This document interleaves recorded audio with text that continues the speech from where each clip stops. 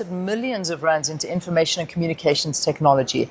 The plan is to enable students all over the country to have easy access to research information. Last week, the Deputy Minister in the department, Hlengiwe Mkhize, presented her strategy at the annual Southern African ICT for Education Summit in Zimbabwe. She now joins us in studio to tell us more. It's good to have you, Deputy Minister. Thank you very much for being our guest here on Morning Live. Thank you for having me. Now, I understand millions have been allocated to different avenues to make this possible. Tell us about the financial implications of a project like this. Well, this process of looking at ICT in higher education is really an important initiative. This was the second dialogue which we held in Zimbabwe last week up to Friday. The first one was in Morocco in July. The strategy is really aimed at looking at how best to establish relationships between our institutions of higher learning using ICT. For instance, one of the things we looked at, is this South African network of researchers, where South Africa had put about more than 800 million rand as far back as 2007.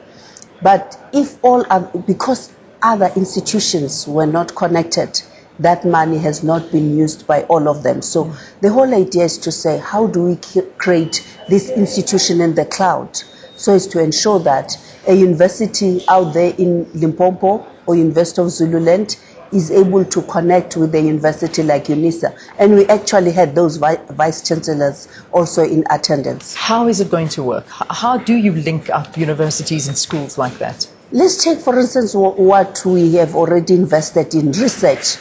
If there's a network connection earmarked to absorb volumes of information, it means each and every researcher is able to pick up information and to interact with other researchers, thereby creating a support system.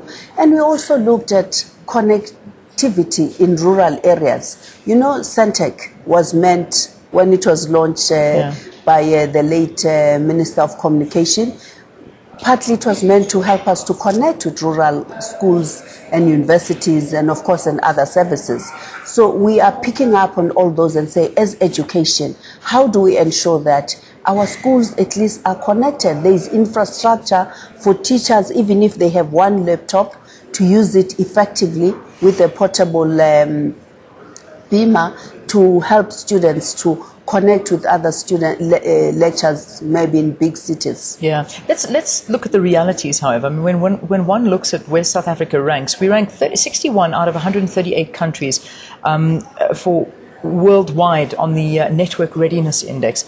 Can we handle it? I mean, we know that our connectivity is not that great. When you're sitting inside of major hubs and cities, it's great. The more you go out, it's not there. So how are we going to get around this? When we had this discussion, we had ministers from each and every SADC country there in attendance. And we all said, what do we do, exactly as you are saying? In South Africa, I think we have invested more than any other countries. But our problem is that, what we need as education is linked to what communication is supposed to do.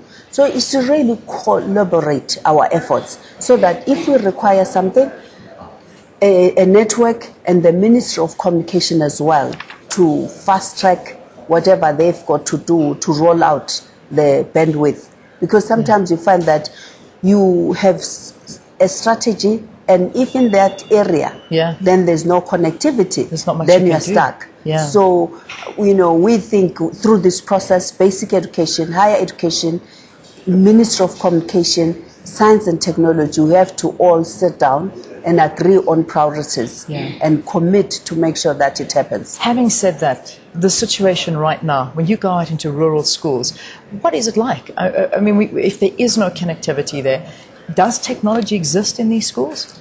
For instance, you are talking about rural schools. We have our FET colleges as higher education in rural areas. Those are areas where we are saying, within our budget, what do we do, what do we put in place to ensure that immediately people are connected? Remember, the minister had been talking about central administration applications control. Again, there you need a solid IT systems to make sure that it's working all the time. People who are able to respond effectively, and we don't have an option since he has come out in public to say he's moving towards that. We have to make it work. Finally, let's talk about the summit last week. You addressed it. It was held in Zimbabwe.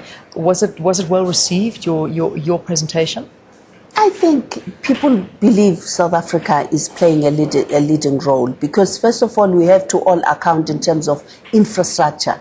And when you mention the square kilometer array, the computers with engineers which are already in place in South Africa to carry that dish which could supply the whole continent, and Centec, the sea cable, all those things that have been put in place, people were saying, wow, South Africa, you have really made huge commitments. But our challenge, of course, is connectivity, the last mile, especially with our rural We need structures. to push forward desperately on that side. Thank you for joining us. Thank you for your effort into this. Professor Hlengiwe Mkhize, the Deputy Minister of Higher Education, talking to us about IT when it comes to education and rolling